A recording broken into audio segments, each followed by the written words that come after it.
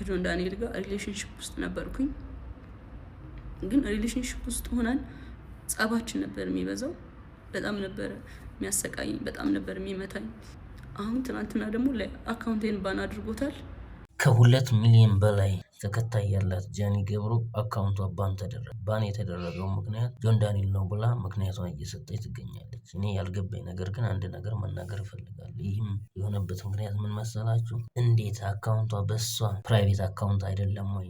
ራሱ አይደለም ወይ ያወጣችው አካውንቱ? እንደዚያ ከሆነ ደግሞ እንዴት አንድ ሰው ብቻ አካውንቱን ባን ሊያደርግ ይችላል ብዬ አስባለሁ። በሌላ መልኩ ሲታይ ደግሞ ምናልባት በሱ አካውንት ወይም በሱ ኢሜል መጀመሪያ ላይ ወጥቶት ከሆነ ባን የማድረግ ችሎታ ሊኖረው ይችላል። ያም ሆኖ ግን ከተለያዩ በኋላ ለምን በራሷ አካውንት አላረገችውም ብዬ አስባለሁኝ ማለት ነው። ስለዚህ ይህ ነገር እስኪጠራ ድረስ ሁላችንም በአስተውሎት ማየት ይገባናል ብዬ አስባለሁ።